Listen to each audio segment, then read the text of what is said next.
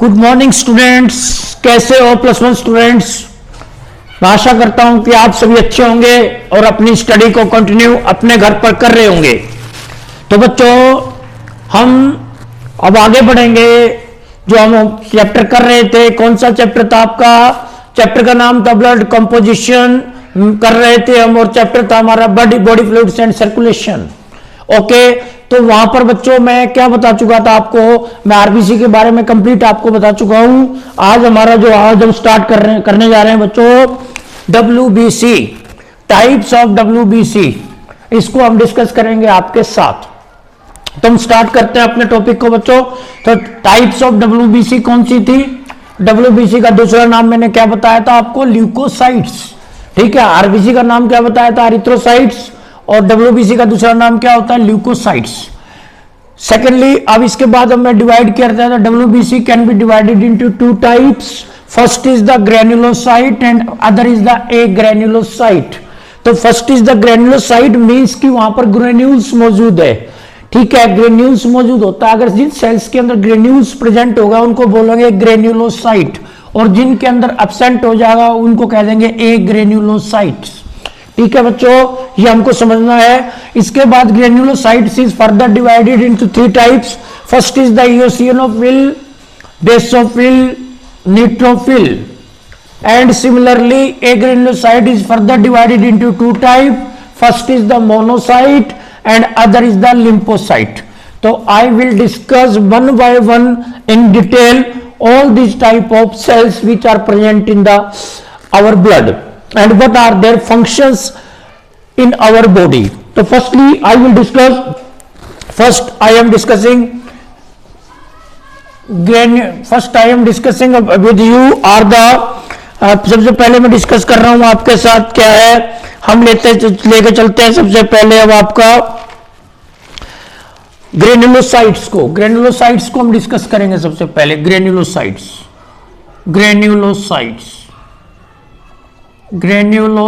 को डिस्कस करूंगा मैं। ओके, तो ग्रेन्युलोसाइट्स में सबसे पहले बच्चे आते हैं आपके, कौन सा आता है? ग्रेन्युलोसाइट्स में बच्चे सबसे पहले आ जाता है आपका इओसिनोफिल आता है आपका, इओसिनोफिल।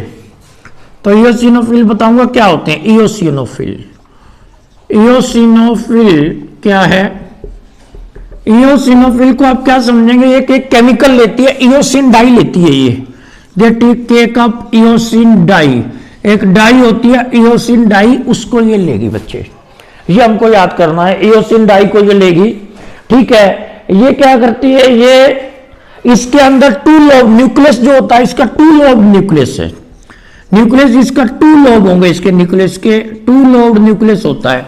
इट मींस कि जो इसका न्यूक्लियस होगा वो आप ऐसा कह सकते हैं कि न्यूक्लियस मान लीजिए, इसके न्यूक्लियस के अंदर ऐसे आपको 2 लोब दिखाई देंगे। ये देखिए, ऐसे 2 लोब न्यूक्लियस होता है इस सेल का ना, इसके अंदर 2 लोब दिखाई देते हैं, एक ये लोब हो गया, एक ये लोब हो गया, 2 लोब न्यूक्लियस होता है। इसके अंदर ये कंडीशन आपको याद करनी है, इंपॉर्टेंट है ये question, NEET point of view से इंपॉर्टेंट है कि किस सेल्स के अंदर 2 लोब न्यूक्लियस पाया जाता है। तो हम इसमें लिखेंगे आप इओसिनोफिल। अब इओसिनोफिल बच्चों क्या होती है कि यहां पर ये किसमें काम करती है? इनका नंबर एलर्जिक रिएक्शन में बढ़ जाएगा बच्चा। एलर्जी कहीं भी होगी हमारी फीवर में, एलर्जिक रिएक्शन में इनका नंबर इंक्रीज हो जाता है। इनका number increase in the allergic reaction.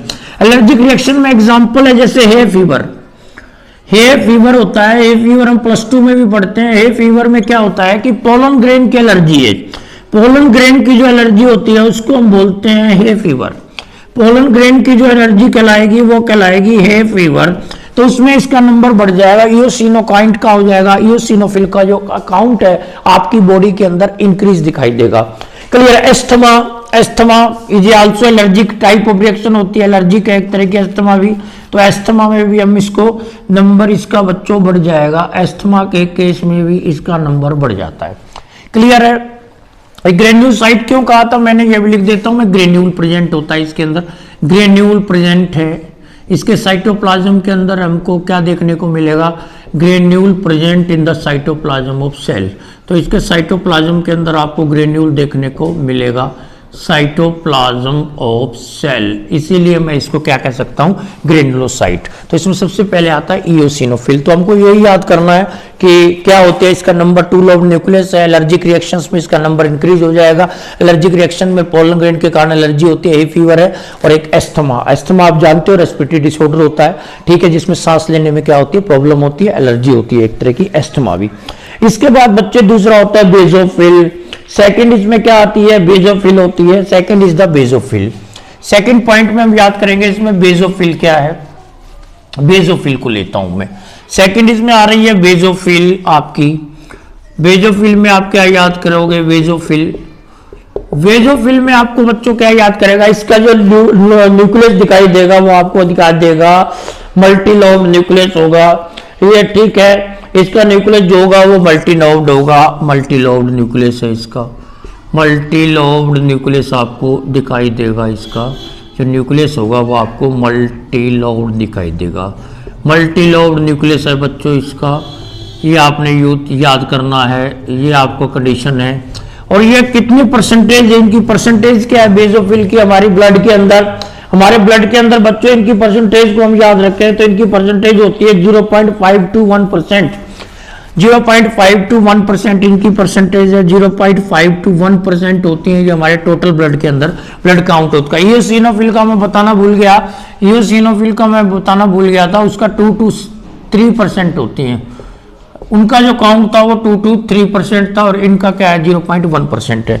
अब बच्चों ये क्या काम करते हैं, ये कुछ बच्चे क्या करते हैं, इयोसिनोफिल का एक काम और बता दूं, फैगोसिटिक एक्शन भी करती है इयोसिनोफिल, में बताना भूल गया, ADR phagocytic in nature, phagocytic होती है इयोसिनोफिल। फैगोसिटिक का मतलब क्या होता है कि कोई भी डिजीज कॉजिंग माइक्रोनिज्म जिसको एंटीजन बोलते हैं उनको क्या कर देंगी, एंगल्फ कर लेंगी, खा जाएंगी इनको, इस तरह की प्रोसेस को बोलते हैं फैगोसिटिक एक्शन। तो फैगोसिटिक एक्शन भी परफॉर्म करती है। ये क्या काम करेंगे, मल्टीलोब न्यूक्लियस है 0.12, ये कुछ केमिकल्स प्रोड्यूस करते हैं बच्चे, ये सिक्रेटरी नेचर की होती है, सिक्रेटरी नेचर की होती है, ये सिक्रेटरी नेचर है, इनकी जो नेचर है वो सिक्रेटरी है, सिक्रेटरी नेचर होती है इनकी, ये हमको याद रखना है। और ये क्या करते हैं, कुछ केमिकल्स प्रोड्यूस करते हैं। ये कौन से केमिकल्स प्रोड्यूस करती है, तीन बहुत से केमिकल्स मेन जो होते हैं इसमें, हिस्टामाइन केमिकल ये रिलीज करेंगे, हिस्टामाइन केमिकल, सीरोटोनिन को ये आपको रिलीज करेंगी, सीरोटोनिन केमिकल्स को भी रिलीज करते हुए दिखाई देंगी, ये हिस्टामाइन को भी रिलीज करते हुए दिखाई देंगी। और ये एंटी इंफ्लेमेटरी सब्सटेंस भी क्या करती हैं, क्लियर है। और हिपेरिन, एक होता है हिपेरिन भी, एक हिपेरिन, ये तीन सब्सटेंस ये क्या कर, सेक्रेटरी नेचर है, सेक्रेटरी का मतलब होता है वो केमिकल्स रिलीज कर रही हैं। तो यहाँ पर ये हिस्टामाइन क्या काम करेगा, सीरोटिन और हिपेरिन का अलग अलग फंक्शंस होता है हमारी बॉडी में। जैसे सीरोटोनिन होता है, सीरोटोनिन आपको बता दूं, सीरोटोनिन क्या आती है, एंटी इंफ्लेमेटरी होता है, एंटी इंफ्लेमेटरी होता है ये, कि हमारी बॉडी में जितना कहीं भी इन्फ्लामेशन होती है तो उसको खत्म करने का काम ये करेगी, इन्फ्लामेटरी है। एंटी इंफ्लामेटरी का मतलब क्या समझे, जैसे हमारी बॉडी में कहीं हो जाए, पेन हो जाए, कहीं रेडनेस वाला एरिया हो जाए, कोई हमारी बॉडी में पेन इन्फेक्शन होगी तो इसके कारण हमारी बॉडी में पेन शुरू हो सकता है, रेडनेस हो जाती है, ब्लड वेसल्स ज्यादा जाने शुरू हो जाएंगी, तो इसको सब इन्फेक्शन, उसको बोलते हैं इन्फेक्शन, तो उसको खत्म करने का काम करेगा सीरोटोनिन, एंटी इंफ्लामेटरी रिएक्शन करते हैं, क्लियर है।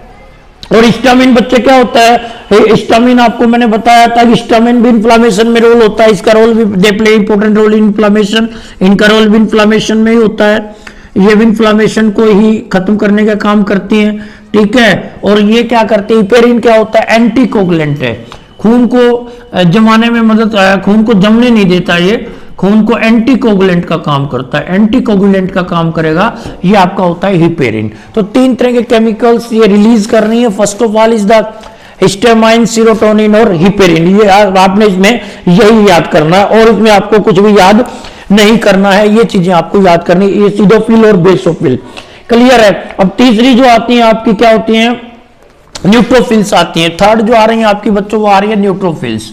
न्यूट्रोफिल्स में हम क्या याद करेंगे, most abundant type of cells है, ब्लड के अंदर सबसे ज्यादा आपको न्यूट्रोफिल देखने को मिलेंगी, न्यूट्रोफिल आपको सबसे ज्यादा ब्लड के अंदर मोस्ट अबंडेंट यही मिलती है, सबसे ज्यादा अबंडेंट आपको न्यूट्रोफिल मिलेंगी, कम से कम यूं मान लो इसकी परसेंटेज 60 to 65% ये न्यूट्रोफिल आपको देखने की मिलेगी बच्चों ब्लड के अंदर। टाइप्स ऑफ WBC को हम डिस्कस कर रहे हैं न्यूट्रोफिल में, क्लियर है। और न्यूट्रोफिल में आप क्या कर सकते हैं यार, they are also phagocytic in action, इनका काम भी वही है, फैगोसिटिक एक्शन होगा इनका। They are also phagocytic in action.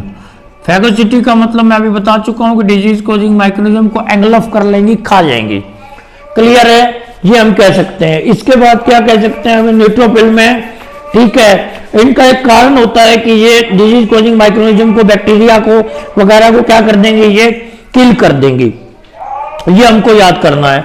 इसके बाद आपको क्या आती है इसमें, इसके बाद आती है आपके बच्चे कौन सी आती है, ए ग्रेन्युलोसाइट, इसमें इतना याद करना है, क्लियर है। और ये क्या करते हैं, ए ग्रेन्युलोसाइट्स आती हैं। सबसे बाद नेक्स्ट आती है ए ग्रेन्युलोसाइट, इसी में लिख देता हूं, या ए ग्रेन्युलोसाइट है, यहां पर ग्रेन्यूल क्या हो जाएगा, अब्सेंट हो जाएगा, यहां पर ग्रेन्यूल अब्सेंट हो जाएगा, ठीक है। ये मैंने दो ही तरह की आपको बताई थी, एक मैंने बताई थी इसमें आपको दो ही तरह की मैंने बताई है, एक बताई है मैंने आपको मोनोसाइट्स, एक मैंने बताई है इसमें आपको मोनोसाइट, और एक बताई है मैंने बच्चों आपको लिम्फोसाइट। ये दो तरह की बताई थी मैंने, एक बताई है मैंने मोनोसाइट और लिम्फोसाइट। सबसे पहले डिस्कस करता हूं मोनोसाइट्स को। मोनोसाइट्स का नाम से ही है, जैसे कि मोनो का मतलब होता है इनका लार्जेस्ट ल्यूकोसाइट है, ये लार्जेस्ट टाइप ऑफ ल्यूकोसाइट है, लार्जेस्ट टाइप ऑफ ल्यूकोसाइट होती है, लार्जेस्ट टाइप ऑफ ल्यूकोसाइट है, आप इसमें याद कर सकते हैं, लार्जेस्ट टाइप ऑफ ल्यूकोसाइट्स हैं ये, आप इसमें इतना याद करिए, लार्जेस्ट टाइप है इन ल्यूकोसाइट्स में। और हम इसमें क्या पढ़ सकते हैं, मोनोसाइट में लार्जेस्ट WBC है ये, आप ऐसा कह सकते हैं। इनका जो न्यूक्लियस होगा वो बच्चे किडनी शेप होगा, किडनी शेप न्यूक्लियस होता है, इनका जो न्यूक्लियस है वो किडनी शेप्ड होगा, ऐसा आप याद रखिए। इनका जो न्यूक्लियस मिलेगा वो किडनी शेप्ड मिलेगा, जैसे किडनी होती है हमारी वैसा ही आप इसको ऐसे किडनी शेप न्यूक्लियस इसका मिलेगा, आप इतना याद कर लीजिए, किडनी शेप न्यूक्लियस होगा। थर्ड पॉइंट में बच्चों इसमें क्या याद करोगे, इसकी कैरेक्टरिस्टिक है किडनी शेप न्यूक्लियस इसमें मिलेगा, लार्ज सेल्स हैं, और हम इसमें क्या कह सकते हैं, ये फैगोसिटिक इन एक्शन है, फैगोसिटिक नेचर है इनके भी, फैगोसिटिक नेचर मोस्टली सारी की सारी फैगोसिटिक एक्शन ही शो करती हैं, तो इसकी नेचर भी मोस्टली क्या है, फैगोसिटिक होती है, क्लियर है ये हमको। और ये क्या चेंज होते हैं, they can change into tissue. जब ये मोनोसाइट क्या होते हैं, ब्लड के द्वारा फ्लो करते जाते हैं, जहां भी इन्फेक्शन होगी ब्लड इनको वहीं पर ले जाएगा, इन्फेक्टेड एरिया में पहुंच जाएंगी। और जब ये टिश्यू में कहीं भी इन्फेक्शन है, हमारी बॉडी के अंदर टिश्यू के अंदर कहीं भी इन्फेक्शन है, तो टिश्यू में जब ये जाएंगी, ये इनकी शेप चेंज हो जाएगी, जो ये मोनोसाइट फ्यूज हो जाएंगी, और फ्यूज होकर ये मैक्रोफेजेस बन जाएंगी। तो मोनोसाइट चेंज इनटू मैक्रोफेजेस, तो मोनोसाइट चेंज इनटू मैक्रोफेजेस, तो ये मोनोसाइट्स चेंज हो जाती हैं किसमें, मैक्रोफेजेस में चेंज हो जाती हैं, मैक्रोफेजेस में चेंज हो जाते हैं, monocyte change into macrophages. Macrophages cell कहलाएंगी, ये बड़ी हो जाएंगी, थोड़ा सा जेंट हो जाएंगी, इससे भी बड़ी हो जाएंगी, फ्यूज होकर ये मैक्रोफेजेस बन जाएंगी। कहां पर, टिश्यू के अंदर, टिश्यू में ऐसा होगा, टिश्यू के अंदर ये मैक्रोफेजेस बन जाएंगी, क्लियर। और इन्फेक्शन को क्या करेंगी, खत्म करेंगी, ठीक है, और डिजीज को माइक्रोजम को एंगल्फ करने का ये काम करेंगी। तो ये आपकी क्या थी, मोनोसाइट्स थी, ये हमको याद करना है। इसके बाद आती है आपकी मोनोसाइट्स के बाद क्या होती है, किडनी शेप न्यूक्लियस है ये, क्लियर है। और अगला आता है वो आपका लास्ट जो बचा हुआ है, लिम्फोसाइट्स बचा हुआ है। अब हम थोड़ा डिस्कस करेंगे लिम्फोसाइट्स के बारे में। तो लिम्फोसाइट्स को मैं लेता हूं, लिम्फोसाइट्स में मैं क्या देखूंगा, ठीक है, तो लिम्फोसाइट्स में हम पढ़ेंगे अब लिम्फोसाइट्स के बारे में। लिम्फोसाइट्स, तो बच्चे लिम्फोसाइट्स क्या हैं, लिम्फोसाइट्स देखिए, लिम्फोसाइट्स क्या होती है, दो तरह की होती हैं, एक होती है आपकी बी लिम्फोसाइट्स, बी लिम्फोसाइट्स हैं, और एक है बच्चे आपकी टी लिम्फोसाइट्स हैं, टी लिम्फोसाइट्स हैं। ये पहले तो आप ये याद रखो, lymphocytes is of two type, B lymphocyte and T lymphocyte, इसमें हमको ये याद करनी है। अब इसमें और क्या याद करना है, बी लिम्फोसाइट और टी लिम्फोसाइट्स में आपको क्या याद करना है, बी लिम्फोसाइट्स कहाँ बनती हैं, ये आपकी बनती हैं बोन मैरो के अंदर, ये बनेंगी आपकी बोन मैरो के अंदर बनती है, बोन मैरो के अंदर इनका मैचुरेशन होता है और बनती भी यही है ये, क्लियर है। इसीलिए इनको बोलते हैं हम मैरो में बनेंगी, ठीक है, इसलिए हम इनको बोलते हैं, क्या बोलते हैं इनको हम, इनको कहेंगे बी लिम्फोसाइट्स। क्लियर है इनका, क्योंकि ओरिजिन भी बी लिम्फोसाइट है, इनका मैचुरेशन भी वहीं होगा और इनकी बर्थ भी यहीं होगी, इसलिए इनको बोलते हैं बी लिम्फोसाइट। टी लिम्फोसाइट बच्चों बनती तो बोन मैरो में है, लेकिन इनका फिर ये बोन मैरो के बाद, ये बनने के बाद ये मैच्योर होती हैं, फिर ये क्या पहुंच जाते हैं, ये थाइमस ग्लैंड में पहुंच जाते हैं। हमारी चेस्ट के ऊपर एक ग्लैंड मौजूद है, उसको बोलते हैं थाइमस ग्लैंड। याद रखना, उस थाइमस ग्लैंड के जाकर वहां पर इनका मैच्योरेशन होगा और वो यहां पर जाकर मैच्योर होंगी, इसलिए इनको बोलते हैं थाइमस ग्लैंड में इनका ओरिजिन हुआ है, मैच्योर हुई है ये, इसलिए इनको हम बोलते हैं टी लिम्फोसाइट्स। इतनी याद रखो। बी लिम्फोसाइट्स का बच्चे काम होता है मोस्टली एंटीबॉडीज का प्रोडक्शन करना, इतना याद रखना। बी लिम्फोसाइट एंटीबॉडीज का प्रोडक्शन करेंगे हमारी बॉडीज के अंदर, एंटीबॉडीज बनाने का काम। Antibodies are the chemicals which are produced by the microorganism to kill the antigens, और एंटीबॉडीज हमेशा प्रोटीन के बने होते हैं, ये हमको याद रखना है बच्चों। अब थाइमस ग्लैंड के अंदर टी लिम्फोसाइट है, ठीक है, ये क्या करते हैं, ये एंटीबॉडी का प्रोडक्शन नहीं करेंगे, ये डायरेक्ट अटैक करेंगी, माइक्रोऑर्गेनिज्म के पास जाएंगे, उसके ऊपर डायरेक्ट अटैक करेंगी। ये आगे फर्दर हम पढ़ेंगे, ये कई तरह की होती हैं, टी लिम्फोसाइट के अलग टाइप्स होते हैं काफी, ठीक है। इसमें टी हेल्पर सेल्स आती हैं, इसमें टी हेल्पर सेल्स आती हैं, हेल्पर सेल्स आती हैं इनमें, और इसमें साइटोटॉक्सिक टी सेल्स आती हैं, इनमें साइटोटॉक्सिक टी सेल्स आती हैं बच्चों इसके अंदर, ठीक है, साइटोटॉक्सिक टी सेल्स आती हैं इनके अंदर, ठीक है। ये इनमें काफी टाइप होता है, इसमें टी हेल्पर सेल है, साइटोटॉक्सिक है, किलर टी सेल्स हैं, किलर टी सेल्स भी इसके अंदर आएंगी, ये इसमें काफी आती है, हम डिटेल में इसको पढ़ेंगे आगे चलकर। तो हमको इतना याद करना है कि ये थाइमस ग्लैंड में मिलेंगी और ये क्या करेंगी आपको क्लियर है। और ये काम क्या है इनका लिम्फोसाइट का, काम यही होता है, ये इम्यून रिस्पांस में हेल्प करते हैं, they help in the B और टी लिम्फोसाइट इम्यून रिस्पांस, हमारी बॉडी को इम्यूनिटी प्रोवाइड करने का काम करेंगी।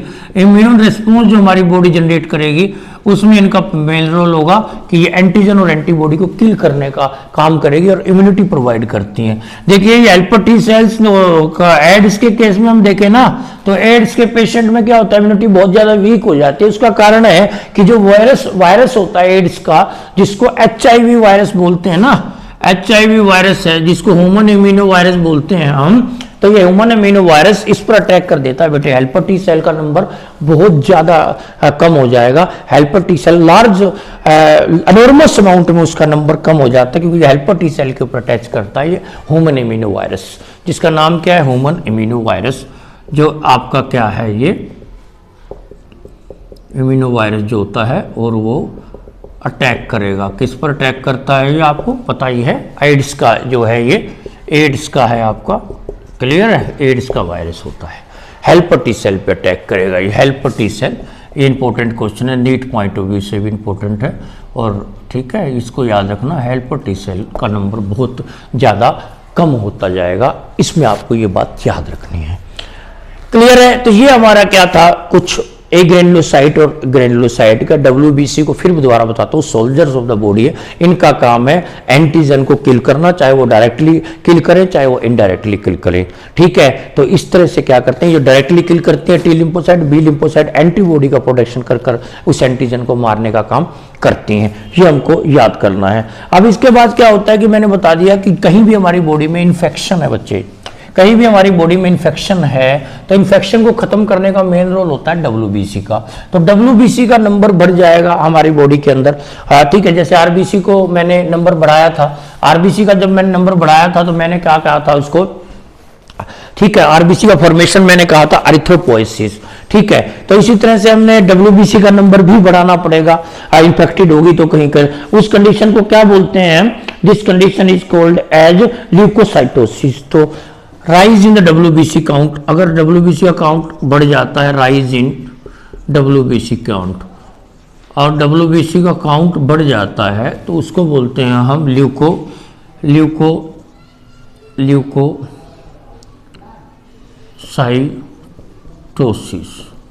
ल्यूकोसाइटोसिस बोलते हैं, क्लियर है। तो WBC का जो काउंट बढ़ना है वो क्या कहलाएगा, इसको बोलते हैं हम ल्यूकोसाइटोसिस, क्लियर है। WBC का काउंट बढ़ जाएगा नॉर्मल नंबर से, उसको बोलते हैं दिस कंडीशन इज कॉल्ड, कब बढ़ेगा, जब इन्फेक्शन होगी, जब हमारी बॉडी में क्या हो जाएगी, कहीं भी इन्फेक्शन हो जाएगी, तो इन्फेक्शन के केस में हमारी बॉडी में कहीं भी इन्फेक्शन है तो हमको WBC काउंट नॉर्मल नंबर से ज़्यादा देखने को मिलेगा।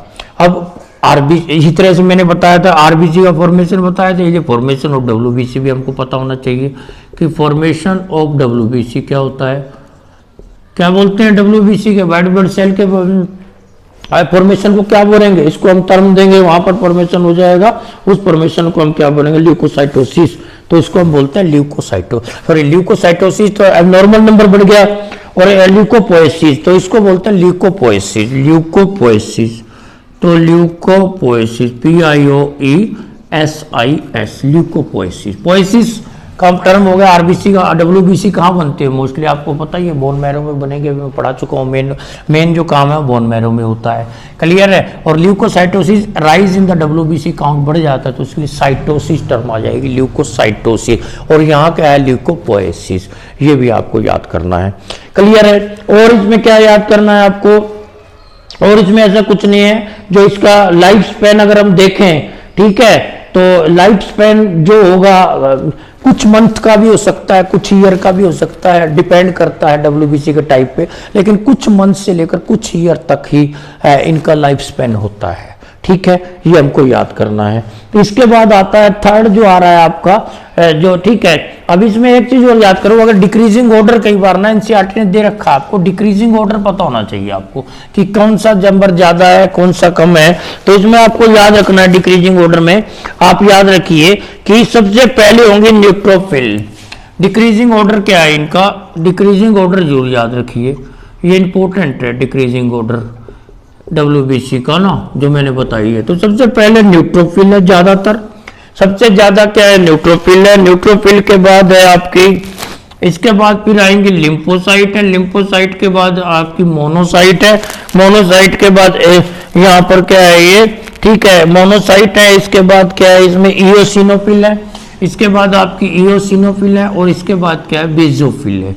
ये याद रखना आपको, न्यूट्रोफिल, ये न्यूट्रोफिल इसका मतलब है, N का मतलब न्यूट्रोफिल, L का मतलब लिम्फोसाइट, M का मतलब मोनोसाइट, A का मतलब इओसिनोफिल या एसिडोफिल कह देते हैं, एक ही बात है। मैंने आपको बताया था कि इओसिनोफिल बोल दो या एसिडोफिल बोल दो, एक ही बात, इओसिनोफिल। ये लिख लो कॉपी में, नोट कर लीजिए, काफी इंपॉर्टेंट है। B को मैंने बताया बेसोफिल, बेसो को इसको बोलते हैं बेसोफिल, इसको बोलते हैं मोनोसाइट्स, अभी मैं पढ़ा के गया हूं। और ये क्या हो जाएगा आपका, लिम्फोसाइट, लिम्फोसाइट।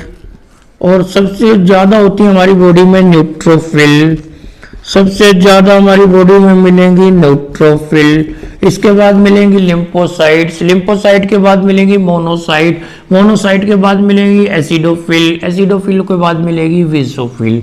तो सबसे ज्यादा परसेंटेज किसकी, आपकी न्यूट्रोफिल की है, क्लियर है। ये हमको याद रखना है, कम से कम 60 से 65% है। मैंने आपको लिखवाया भी था कि 60 से 65% आपकी बॉडी के अंदर बच्चों क्या है, आपको न्यूट्रोफिल मिलेंगी, ये हमको याद करना है। और ये आपको, और 15% आपको लिम्फोसाइट देखने को मिलेंगी, इसकी परसेंटेज रहेगी 15%, इसकी परसेंटेज 15% है। तो इतना याद रखिए, ये आप डिक्रीजिंग ऑर्डर यू याद कर लेना, कई बार CBSE में से भी क्वेश्चन पूछता है, क्लियर है। तो ये आपने बेसोफिल मैंने बताई थी, कम नंबर बताया था, 0.1% है। बेसोफिल का तो बहुत ही कम परसेंटेज है, 0.1% होती है बेसोफिल, क्लियर है। तो न्यूट्रोफिल, लिम्फोसाइट, मोनोसाइट, एसिडोफिल और बेसोफिल, क्लियर है। NLMAB, NLMAB आप याद रखिए, आपको याद हो जाएगा NLMAB, डिक्रीजिंग ऑर्डर मैंने आपको बता दिया है, क्लियर है, ये आपको याद करना है। इसके बाद आता है आपका प्लेटलेट्स, लास्ट अब बचा है प्लेटलेट बच्चों।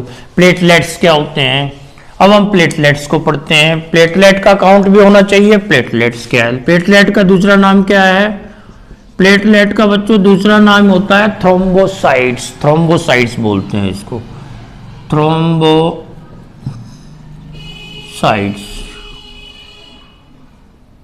थ्रोम्बोसाइट्स, इसको हम बोलते हैं थ्रोम्बोसाइट्स बच्चों, प्लेटलेट का दूसरा नाम है। देखो प्लेटलेट क्या काम करती है, प्लेटलेट का एक ही काम होता है, केवल ब्लड क्लोटिंग करना।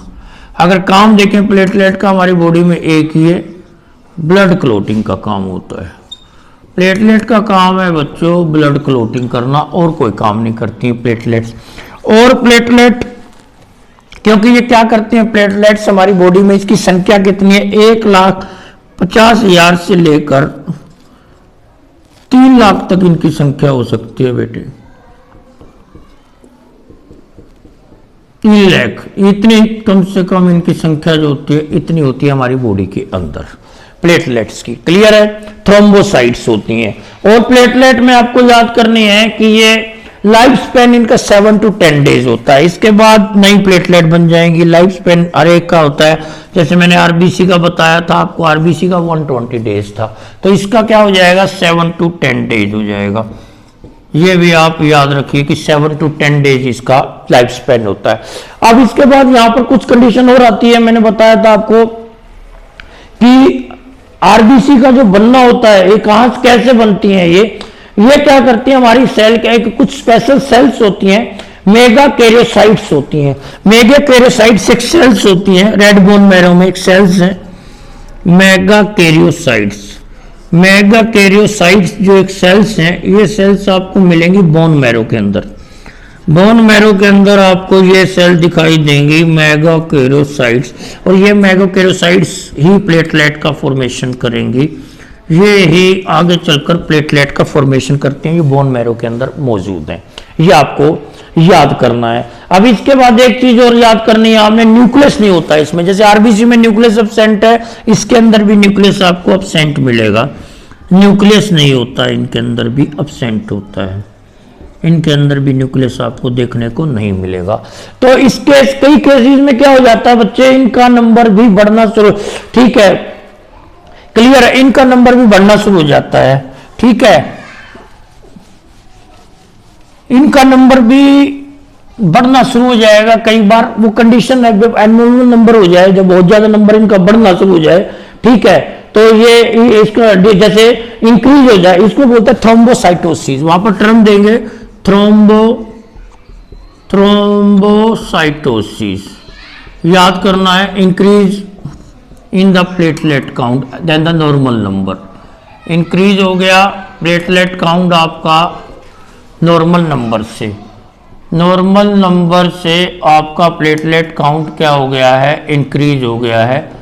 प्लेटलेट काउंट नॉर्मल नंबर से इंक्रीज हो जाता है तो उसको बोलते हैं थ्रोम्बोसाइटोसिस। क्लियर है। अब इंक्रीज हो जाएगा तो एक टर्म और भी दूंगा मैं, जब डिक्रीज हो जाएगा, डिक्रीज हो जाएगा प्लेटलेट काउंट तो क्या होगा, प्लेटलेट काउंट जब प्लेटलेट काउंट जब बच्चों डिक्रीज हो जाएगा तो वहां पर क्या टर्म दूंगा, यहां पर तो मैंने दे दिया थ्रोम्बोसाइटोसिस टर्म, और यहां पर हम जब डिक्रीज हो जाएगा तो इसको बोलते हैं, ठीक है, इसको बोलते हैं थ्रोम्बोसाइटोपेनिया। थ्रोम्बोसाइटोपेनिया वहां पर हम टर्म बोलेंगे थ्रोम्बोसाइटोपेनिया, साइटोपेनिया, थ्रोम्बोसाइटोपेनिया एक टर्म्स मैं दे रहा हूं। अगर बढ़ रहा है तो नॉर्मल नंबर से काउंट तो थ्रोम्बोसाइटोसिस कहूंगा, अगर डिक्रीज हो रहा है नॉर्मल नंबर जितना चाहिए तो थ्रोम्बोसाइटोपेनिया। जैसे किस में होता है, किस केस में होता है, आपको बता सकते हो आप कोई, एनी स्टूडेंट गिव में कि बच्चे डिक्रीज कब होता है प्लेटलेट काउंट का नंबर, हाँ बता सकते हैं आप, कोई भी बच्चा अगर सर्च करना, ठीक है, और मुझे बताना कि किस में घटता है, ठीक है, तो थ्रोम्बोसाइटोपेनिया कंडीशन किस डिजीज में होती है। ये डिजीज कॉमन है, अभी तो खत्म हो गया, अभी तो वो डिजीज मोस्टली खत्म हो गई है, लेकिन पहले ये चल रही थी ये डिजीज काफी, ठीक है, बता सकते हो नहीं, चलो मैं बता देता हूं, कोई बात नहीं, ठीक है, तुम्हें इतनी मेहनत करनी पड़ेगी तो मैं बताता हूं। डेंगू फीवर, डेंगू फीवर में बच्चों प्लेटलेट काउंट ही डिक्रीज आता है, काफी 50,000 20,000 तक आ जाता है, डिक्रीज हो जाता है, डिक्रीज हो जाता है platelet count in dengue fever, dengue के फीवर में, ठीक है, डेंगू के फीवर में ही ये डिक्रीज होता है प्लेटलेट काउंट, ये हमको याद करना है। कंडीशन क्या है, थ्रोम्बोसाइटोपेनिया है, अगर प्लेटलेट काउंट डिक्रीज हो रहा है नॉर्मल नंबर से, अगर नॉर्मल नंबर से इंक्रीज हो रहा है तो उसको बोलते हैं थ्रोम्बोसाइटोसिस। नॉर्मल नंबर कितना होना चाहिए ब्लड में प्लेटलेट का, 1.5 लाख से 3 लाख तक नॉर्मल नंबर होते, 3 लाख तक प्लेटलेट्स हमारे बॉडी के अंदर मिलती हैं, ये हमको याद करना है। अब क्या करती है ये प्लेटलेट, क्या करती है, इंजर्ड हो जाती है, इंजर्ड होंगी प्लेटलेट, इंजर्ड होने के बाद ये प्लेटलेट, इंजर्ड होने के बाद ये टूटती हैं, टूटने के बाद ये प्लेटलेट क्या करते हैं, केमिकल रिलीज करती हैं, ब्लड क्लोटिंग प्रोटीन रिलीज करती हैं। ब्लड क्लोटिंग प्रोटीन है क्योंकि उनका काम है क्लोटिंग को करना, और वो ब्लड क्लोटिंग प्रोटीन कौन से रिलीज करेंगी, वो होगी आपकी थ्रोम्बोप्लास्टिन। एक तो करेगी वो ब्लड क्लोटिंग प्रोटीन बनाएगी थ्रोम्बोप्लास्टिन, ये एंजाइम है थ्रोम्बोप्लास्टिन, थ्रोम्बोप्लास्टिन। एक तो ये एंजाइम बनाएंगी, ये ब्लड क्लोटिंग प्रोटीन है, ये एंजाइम बोल दो, ठीक है। एक तो ये बनाएंगी वो, जो ब्लड क्लोटिंग में इनका मेन रोल होगा। जब मैं ब्लड क्लोटिंग पढ़ाऊंगा तो इसके मैकेनिज्म को, तो मैं थ्रोम्बोप्लास्टिन का भी रोल कहीं ना कहीं आपको जरूर बताऊंगा। थ्रोम्बोप्लास्टिन और एक सीरोटोनिन, सीरोटोनिन, सीरोटोनिन, ये तो आपका क्या है, ये इंजर्ड प्लेटलेट, प्लेटलेट इंजर्ड होने के बाद ये केमिकल रिलीज करेंगी। क्लियर है। इन्फेक्टेड एरियाज में क्या होता है, ब्लड क्लोटिंग होता है, ठीक है, जहाँ ब्लड क्लोटिंग होना होता है, कहीं इन्फेक्शन है, कहीं ब्लड क्लोटिंग की जरूरत है, तो वहां पर ये इंजर्ड हो जाएंगी प्लेटलेट्स और क्या करेंगी। क्लियर है। एक बीमारी होती है, हम +2 क्लास में पढ़ेंगे बच्चों, एक बीमारी का नाम है जिसमें ब्लड क्लोटिंग हो ही नहीं पाती उस पर्सन की, ठीक है, क्योंकि उसके अंदर ब्लड क्लोटिंग प्रोटीन बने ही नहीं है, उसके अंदर वो जीन ही मौजूद नहीं है जिसने एंजाइम बनाना था और वो ब्लड क्लोटिंग में हेल्प करना था। उस बीमारी को बोलते हैं बेटे हेमोफीलिया। हेमोफीलिया एक बीमारी होती है, जेनेटिकल डिसऑर्डर है ये। हेमोफीलिया एक डिसऑर्डर होता है, जेनेटिकल डिसऑर्डर है ये, तो हम इतना याद रखिए, जेनेटिकल डिसऑर्डर है। इस केस में क्या हो जाता है आपका, हेमोफीलिया में ब्लड क्लोटिंग नहीं होती, blood clotting does not takes place, तो यहाँ पर ब्लड क्लोटिंग नहीं होगी बच्चे, ऐसा कह सकते हैं। इसमें हमको ब्लड क्लोटिंग देखने को नहीं मिलेगी, ब्लड क्लोटिंग नोट ओकर, ठीक है। ये आपको हेमोफीलिया की बीमारी होती है, ये भी हमको याद करना है। क्लियर है। तो ये हमको याद करने हैं का, ये हमारा कुछ किसके बारे में था, ठीक है। ये आपका क्या था,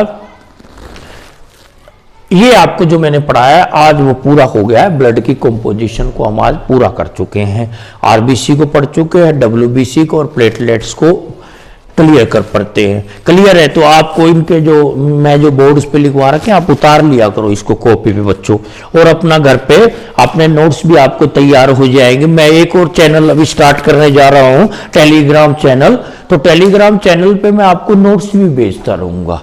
I am also starting a new channel. This is Telegram channel which is associated with my channel.